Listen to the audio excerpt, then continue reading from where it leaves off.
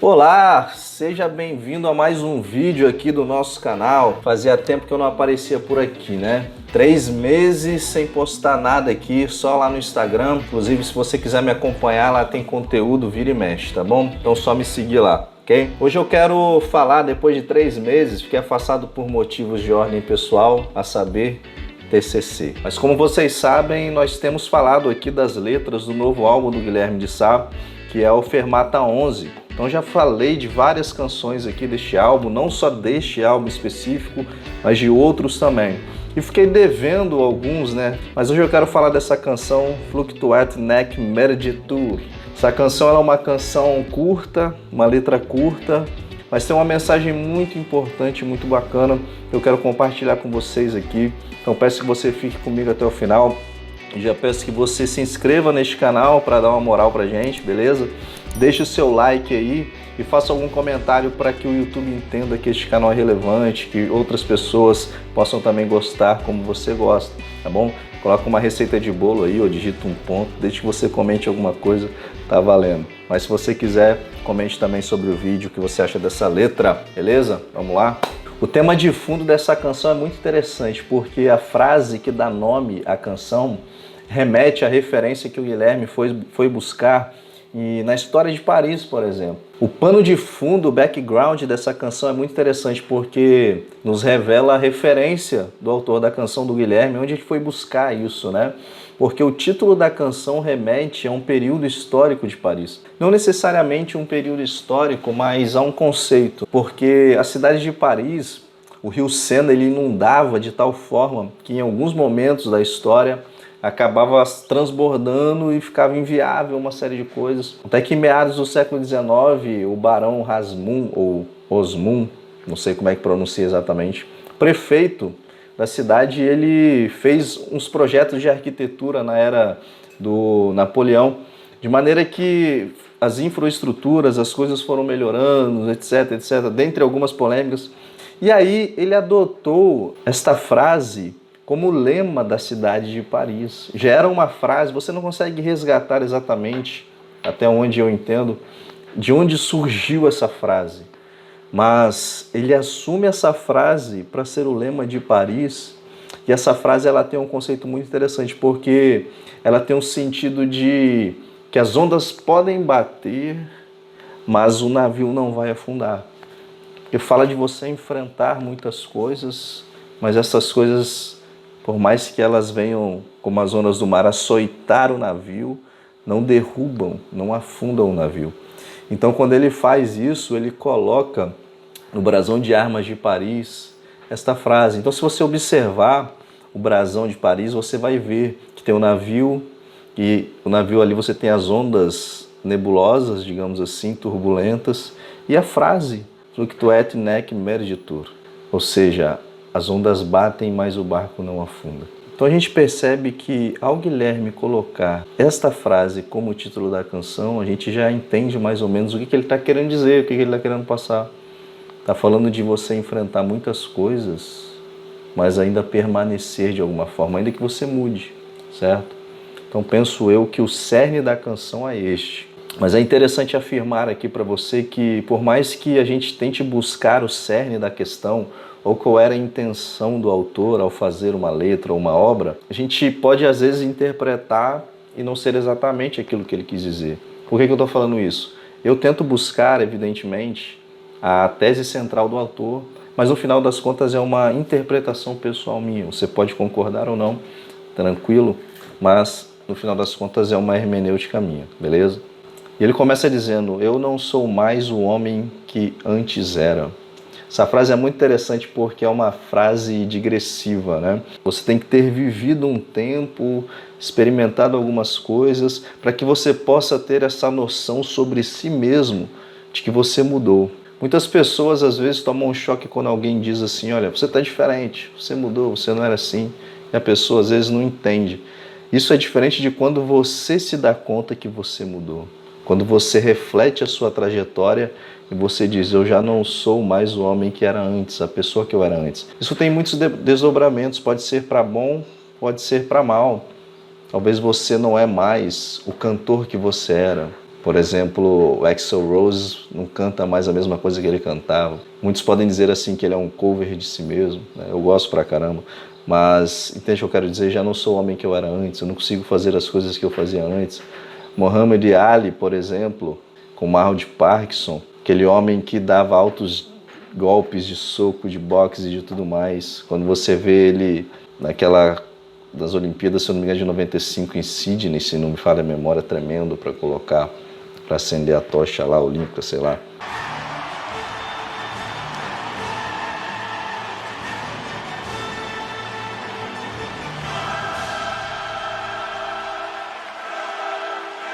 Então, assim, você percebe, eu já não sou o homem que eu era antes. Ou isso pode remeter a novas mudanças. Eu já não sou mais o homem que era antes, mas agora eu tenho um novo caminho pela frente. E ele entra com duas frases aqui que se contrapõem. Ele diz, procuro, é uma pergunta, né? Procuro um eu num idílico lírico ou busco-me no equilíbrio que nunca tive. Quando você já não é mais quem você era, como ele fala antes, aí você agora tenta se encontrar. E aí ele se pergunta, eu devo me procurar um eu no idílico lírico? Idílico lírico tem a ver com poesia. O lírico é uma poesia cantada, digamos assim, né? Dentro desses gêneros. E idílico, poesia mesmo, da época dos gregos e tudo mais. Então, assim, tá falando aqui em tom poético, né? Me procuro nisso ou busco-me no equilíbrio que nunca tive. O ou, que ele coloca aqui, a gente sabe que o ou é uma disjunção. Ou seja, é uma coisa ou outra. Ou eu vou para esse lado, ou eu vou para esse outro lado. Então, como na segunda pergunta, busco-me no equilíbrio que nunca tive, está em contraposição com o que ele disse antes, ou é aquilo ou isto, se ele está falando sobre buscar-se num equilíbrio que ele nunca teve, mas agora ele está tendo ciência, significa que idílico lírico pode ter o sentido contrário de equilíbrio. Percebe o que eu quero dizer? Porque as frases estão em contraposição. Porque veja bem, você pode buscar o significado de idílio, de lírico e achar o significado, mas as palavras elas encontram significados em contexto. Ainda que eu saiba o que uma palavra signifique, ela estando em contexto, ela forma um novo sentido com as outras palavras, certo? Sujeito, predicado, etc. Por exemplo, se eu digo assim, casa. Você sabe qual é o conceito de casa, mas casa o quê? Eu digo, não, a casa está fechada. Agora as frases, a palavra casa está em contexto com outras questões que formam um sentido novo, entende? Se eu digo luz, luz o quê? Você entende o conceito de luz na sua cabeça, o sentido desta palavra. Mas quando eu digo a luz está acesa, eu coloco ela em contexto. Então aqui é a mesma coisa, idílio lírico. Dentro do contexto do todo da frase, parece que isso está em oposição a equilíbrio. Então, procuro um eu no idílio lírico ou busco-me no equilíbrio que nunca tive. Então, se ele coloca equilíbrio de um lado, significa que procurar-se no idílio lírico significa meio que o oposto de equilíbrio. O que você acha dessa frase aí? Deixa aí nos comentários. Fez sentido para você o que eu falei? Me fala aí que eu quero saber. E aí, entre parênteses, ele vai dizer assim, eu não sei. Existem situações na nossa vida que a gente não sabe se devemos ir para um lado ou para o outro. A gente não tem... Porque assim, o máximo que você consegue fazer diante de uma escolha é calcular mais ou menos a que aquilo pode te levar, mas meio que, sabe, você fica sempre na dúvida. Porque ambos os caminhos possuem características de vantagem e desvantagem. Às vezes você não sabe mesmo. O que eu faço? Me procuro no idílio lírico ou me procuro no equilíbrio que eu nunca tive? Olha que interessante. Pois ele entra com uma frase muito bacana, cara. Ele diz, as torres de marfim ruíram, estão no chão e hão de se tornar uma tábua rasa. Muito interessante porque a torre de marfim, ela é muito usada como... Você tem alguns sentidos, né? Por exemplo, um intelectual que vive numa torre de marfim, o que ele está analisando lá não tem conexão com a realidade concreta. Então ele vive numa torre de marfim, está lá estudando, está fazendo isso, está fazendo aquilo outro, mas aquilo não tem conexão com a realidade concreta. Esse é um sentido. Mas tem também um sentido de tempos áureos, quando você olha as torres de marfim, e agora elas estão em ruínas. Essa frase é muito legal, cara. Eu amo essa frase. As torres de marfim ruíram e estão no chão. Se você pegar, por exemplo, no Antigo Testamento, no livro de Cânticos, capítulo 7, versículo 4, ele vai dizer, em relação o amado diz à amada, o teu pescoço como a torre de marfim. Usando como torre de marfim como elogio, né? Então fala nesse sentido de ser um local áureo, de ser um local refinado, vamos colocar assim, de algo que já foi belo um dia, penso eu, que está aqui nessa canção querendo dizer. E agora isso tudo está em ruínas. Isso me lembra algumas cenas de O Senhor dos Anéis, quando eles veem a glória dos homens, ou a glória do passado, e eles olham aquelas estátuas grandiosas, aquelas ruínas, representando um clima de outono, quando as folhas estão caindo em decadência. Parece que ele está querendo dizer isso. As torres de marfim ruíram e estão no chão, e hão de se tornar uma tábula rasa. Ou seja, vão se achatar. Tábula rasa remete a John Locke, né, um filósofo inglês, pai, digamos assim, do empirismo inglês. O empirismo é a doutrina cuja tese se refere que o conhecimento é adquirido por meio da experiência, né? Empirismo, experiência. Então, o ser humano é como se fosse uma tábula rasa. Então, a partir do momento que ele vai vivendo, ele vai tendo experiências, etc. e tal, o conhecimento vem. Ou seja, o conhecimento ele vem de fora para dentro. Existe a doutrina contrária, que é o racionalismo.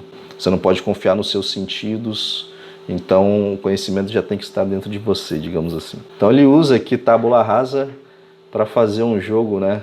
Com a próxima frase que diz, numa fábula do meu coração. Tábula e fábula. As torres de marfim ruíram e estão no chão, e hão de se tornar uma tábula rasa, numa fábula do meu coração. Ou seja, aquilo que um dia foi, agora é apenas uma fábula no meu coração. Fábula é uma história, como, por exemplo, com animais falantes, tipo Nárnia, por exemplo. Pode ser encaixado também nesse sentido, penso eu. E que traz uma moral. Então, aquilo que um dia era real e bonito, as torres de marfim agora estão no chão, e onde se tornaram uma tábula rasa no meu coração, numa fábula, uma tábula rasa numa fábula do meu coração. Ou seja, aquilo que era, agora é apenas uma lembrança, digamos assim, ou uma história no meu coração, que eu lembro com carinho até, pode ser, percebe? E aí, as últimas palavras remetem ao nome da canção, pensou, ele fala ferido, fragmentado, ou seja, as ondas bateram no casco do barco, do navio, ferido e fragmentado pelas lutas, por tudo aquilo que vivemos do dia a dia, mas ainda vivo, ainda bate, ainda.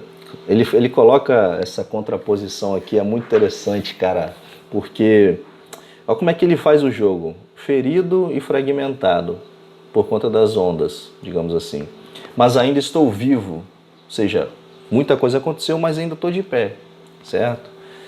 Só que ele finaliza colocando o oposto do oposto. Ferido e fragmentado, e agora o oposto, mas ainda vivo. E agora o oposto, ainda bate. Ainda bate o quê? As ondas ainda estão batendo, penso eu. E aí, faz sentido para você essa análise? O que você achou dessa interpretação? Você tem outra? Comente aí que eu quero saber o que você acha, beleza? Mais uma vez, se inscreve no canal porque a gente está terminando por aqui e voltamos em breve. Vou tentar postar vídeos todas as semanas e peço que vocês também acompanhem outros vídeos, não necessariamente sobre Guilherme Sá, porque isso me ajuda a crescer o canal como um todo. Compartilhe com seus amigos e se você quiser me acompanhar mais de perto, eu estou lá no Instagram, lá tem conteúdo vira e mexe. Um grande abraço e a gente se vê!